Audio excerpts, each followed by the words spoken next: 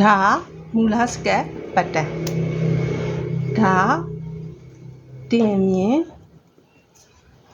ဒါ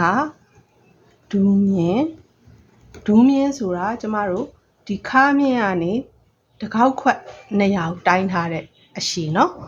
ဒါကတော့ဒီအောက်အခြေကတော့ကျမတို့စကတ်အရှည်ပေါ့ကိုအောက်ခြေမျက်စိအထိတိုင်းထားတဲ့အရှည်เนาะအဲ့တော့စကတ်အရှည်ပေါ့ဒီအရှည်ကိုရပြီးတော့မှကျမတို့ကလိုချင်တဲ့အတိုင်းအတာကိုဖြတ်ချမယ်เนาะခုချုပ်ပြမယ်စကတ်ကကျမတို့ကခါမှာတရေကျိုးထည့်မှာเนาะတရေကျိုးထည့်မှာဖြစ်တဲ့အတွက်ကြောင့်မလို့ဒီထောက်တွေကိုကျမတို့ထည့်မချုပ်ဘူးเนาะဒီထောက်တွေကိုဖယ်လိုက်မယ်ဒီထောက်တံမိုးတွေကိုထည့်မချုပ်ဘူးအဲ့တော့ဒီခါတိုင်းတာလေးကိုခဏထားအောင်เนาะ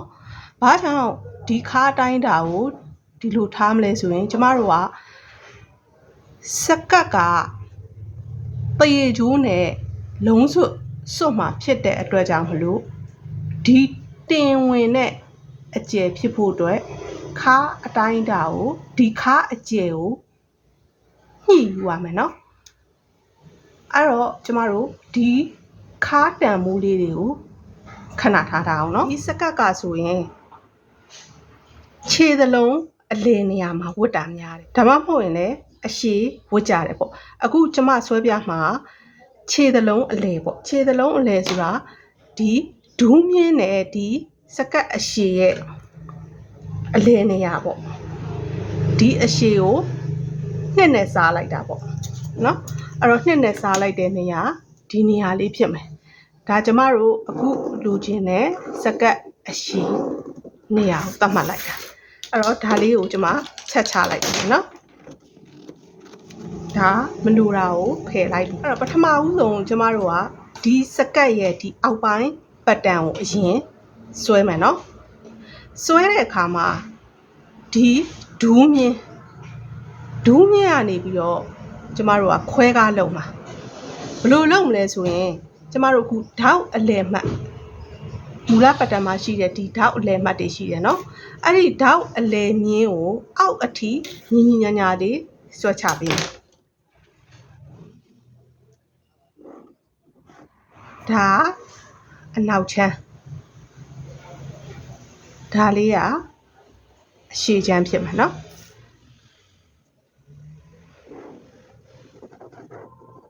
ကွဲပြားခြားနာအောင်ကျမတို့ဒါလေးကိုညှက်ထုတ်လိုက်မယ်เนาะအရှေ့ချမ်းနဲ့အနောက်ချမ်း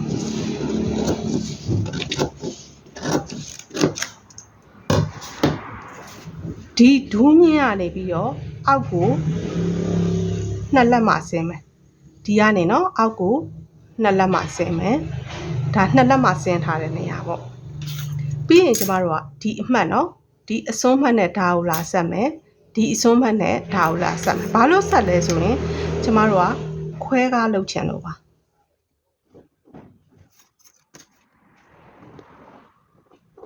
ပြီးကျမတို့ကတ်ကြီးနဲ့ညှက်ထုတ်လိုက်မယ်เนาะ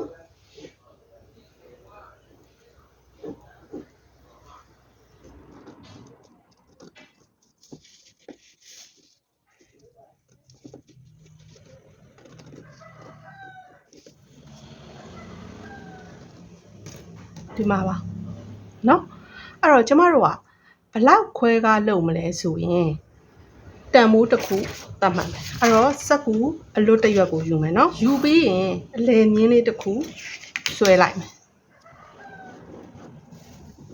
ဒီအလယ်မြင်းเนาะဒီအလယ်မြင်းကနေဟိုဘက်ဘလောက်ခွဲကားလုပ်မလဲဒီဘက်ဘလောက်ခွဲကားလုပ်မလဲကိုကြိုက်တလောက်အပွဲကားလုပ်လို့ရတယ်เนาะအနည်းဆုံးတော့ဒီဘက်ကို1လက်မခွဲဟိုဘက်ကို1လက်မခွဲစုပေါင်း3လက်မလှုပ်တယ်အဲ့တော့ကျမကဒီမှာ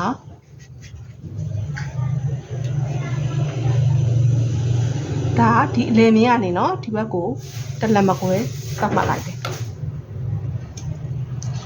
ဒါဆိုရင်ဒီဘက်1လက်မခွဲဆိုရင်ဒီကနေဒီကို1လက်မခွဲဆိုရင်ဒီကနေဒီကိုလည်း1လက်မခွဲသတ်မှတ်မယ်เนาะ ဒါလေးကအောက်အဝဲလေးဖြစ်သွားတယ်ပြီးရင်ကျမတို့ကဒီစကတ်ဘေးဘက်နော်ဒီဘေးဘက်မှာလည်းဘလောက်အကားဝဲထားမလဲဆိုတာကိုတန်ဖိုးပြန်သတ်မှတ်မယ်အဲ့တော့ဒီမှာ3လက်မဆိုရင်ဒီတန်ဖိုးရဲ့တစ်ဝက်ကိုဒီဘက်ကိုပြန်ထုတ်မယ်အဲ့တော့3လက်မဆိုရင်ဒီဘက်ကိုတက်လက်မကွဲပြန်ထုတ်မယ်တကယ်လို့ဒီရဲ့တန်ဖိုးဒီကနေဒီတန်ဖိုးက4လက်မဆိုရင်ဒီကနေဒီကို2လက်မပြန်ထုတ်မယ်နော်အဲ့တော့ကျမကဒီကနေဒီကိုတက်လက်မကွဲထုတ်ထားတယ်ဘာကြောင့်ထုတ်လဲဆိုရင်ဒီကနေဒီရဲ့တန်ဖိုးက3လက်မဖြစ်နေလို့အဲ့တော့ဒါလေးကဒီလိုလေးပါအဲ့တော့တစ်ဆက်ထဲဆက်ဆွဲလိုက်နော်ဒီကနေဒီတက်လက်မခွဲအဲ့တော့ဒါကိုကျမတို့ကဘာနဲ့လာဆက်မလဲဆိုရင်ဒီ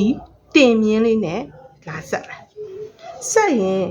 အခုပုံမှာပြထားတဲ့ပတ်တန်ကကြတော့ A line နဲ့သွားတာနော် A line နဲ့သွားတာဖြစ်တဲ့အတွက်ကြောင့်မလို့ကျမတို့ကဒီကနေဒီကိုလိုက်တင်လေးမြင်းလေးဆွဲလိုက်လို့ရတယ်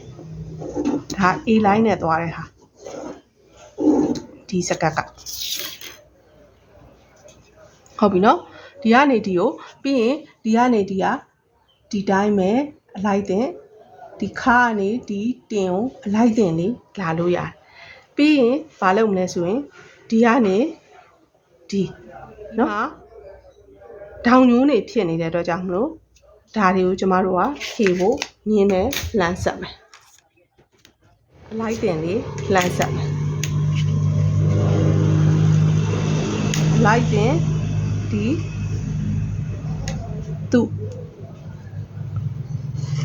ဒီလိုလေး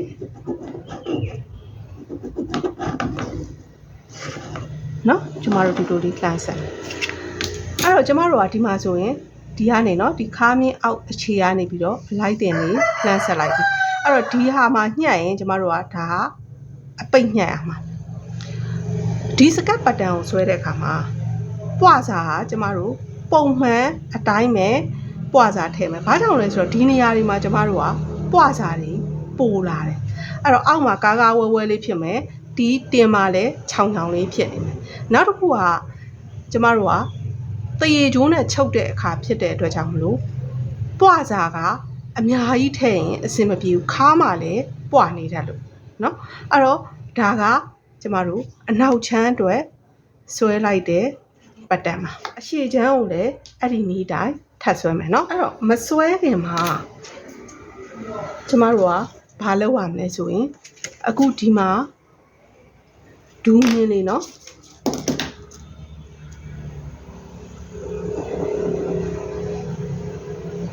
ဒီဒူးမြင်းလေးကိုဒီလိုအလိုက်တင်ဆွဲဒီကနေဒီအရှည်ကိုတိုင်းဒီကနေဒီအရှည်ကိုတိုင်းเนาะအတူတူပဲဖြစ်နေတယ်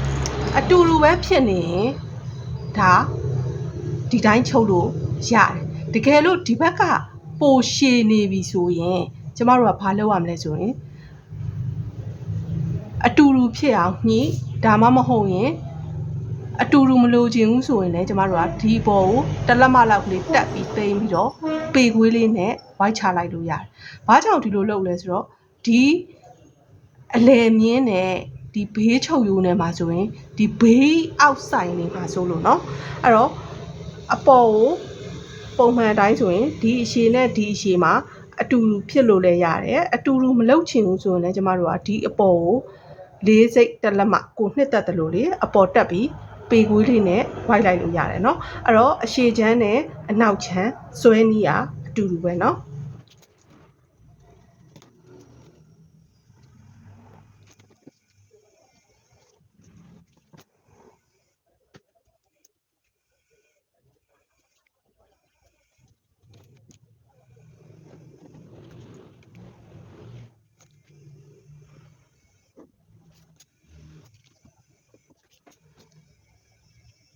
ရှည်ချမ်းကိုဆွဲလိုက်ပြီးနောက်ချမ်းနဲ့အတူတူပဲเนาะပြီးရင်ဒီအောက်ကလေးကိုပေခွေးလေးနဲ့အလိုက်တဲ့ဝိုက်ပေးမယ်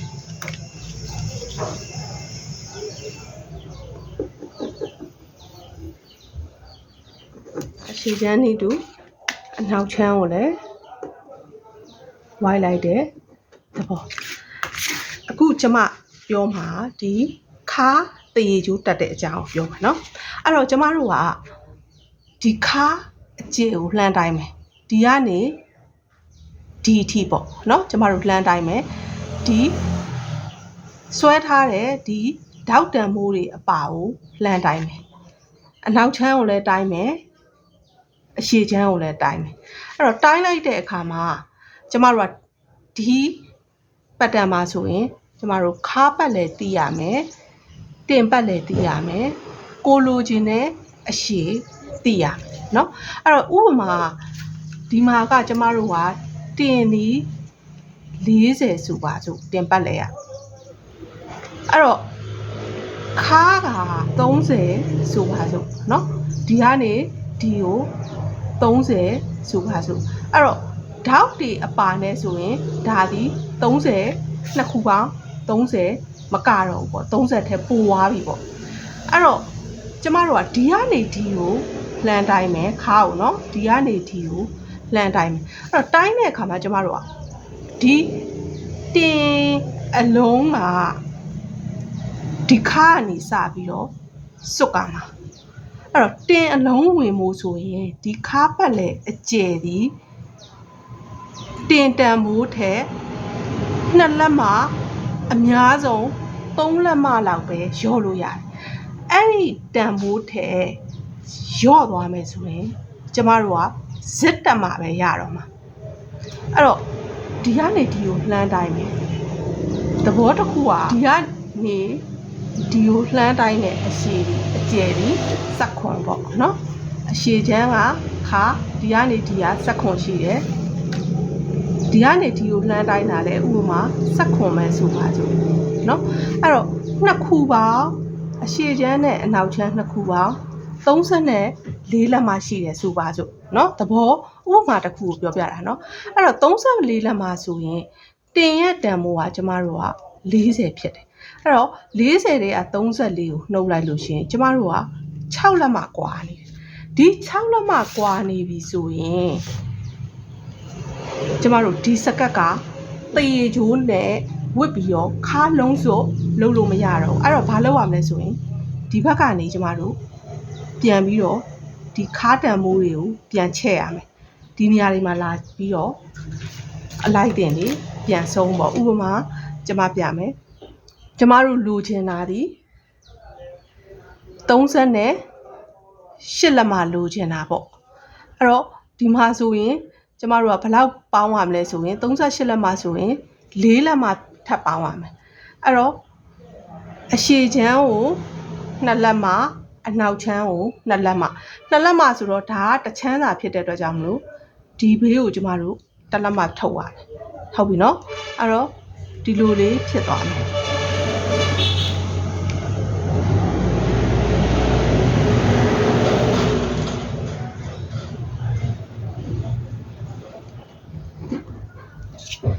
ပြီးရင်လို့ဖြစ်အဲ့တော့အရှည်ချမ်းကိုပြင်သလိုအနောက်ချမ်းမှာလည်းဒီမှာ1လက်မှထုတ်ရတယ်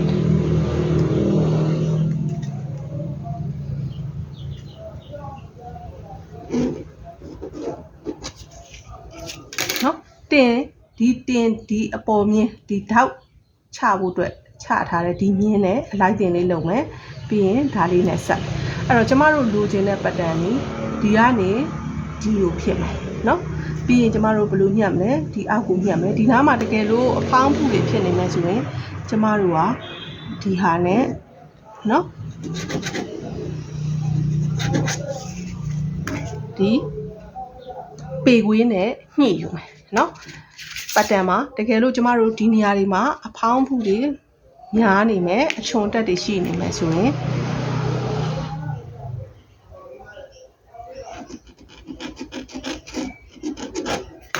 နော်ပေခွေးနဲ့ညှိယူမယ်ညှိယူပြီးရင်ဘေးနားတွေမှာချုပ်စာ4စိတ်စီပဲထားမယ်နော်ဒါအပိတ်ညံ့ရမယ်ဟာနော်ပြီးရင်အပေါ်မှာတရေကျိုးက1လက်မှပြားထားမယ်ဆိုရင်1လက်မှနဲ့2စိတ်အ ပေါ်မှာတရေကျိုးအပြားစာထားမယ်ဟုတ်ပြီနော်အဲ့တော့အကုန်လုံးအတူတူပဲအောက်မှာအောက်ခောက်စာကျမတို့ထားမယ်60 40အဆင်ပြေသလိုထားပေါ့နော်အဲ့တော့ပြီးရင်လေကျမတို့ကဒီခါးမြင်းလေးတွေကိုလည်းပြန်ညှိကြည့်မယ်စကတ်ရဲ့ဒီအောက်အခြေပေါ့ဒီခောက်တဲ့ဘက်မဟုတ်ဘူးနော်ဘေးပြန်တွဲမယ်နေရအဲ့တော့ဒီဒူးလိုင်းလေးကိုညီအောင်ထားပြီးရင်ဒီအောက်ခြေနှစ်ခုညီမညီကိုပြန်စစ်နော်တကယ်လို့မညီဘူးဆိုရင်အလိုက်တင်လေးကျမတို့ကပြန်ညှိပေးမယ်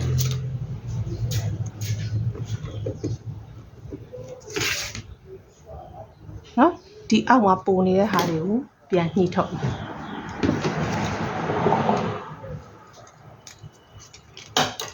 ပြီးရင်ဒီခါးနှစ်ခုဒီတင်မြင့်လုပ်ပြီးတော့ဒီခါးတွေရဲ့ဒီအချော်ဝိုက်တွေကိုလည်းကျမတို့ပြန်ညှိလို့ရတယ်နော်ဒါကိုညှက်မယ်ဆိုရင်ပိတ်စာကိုကျမတို့ကအဆွေစားယူရမယ်နော်အဲ့တော့အဆွေစားဘယ်လိုယူမလဲဆိုရင်ဒီမှာပါ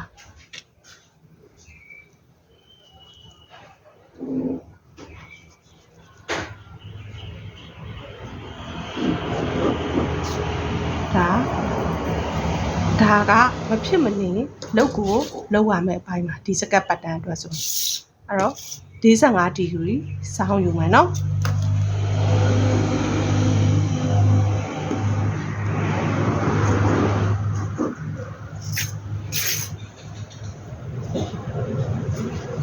ဒါကသူ့ရဲ့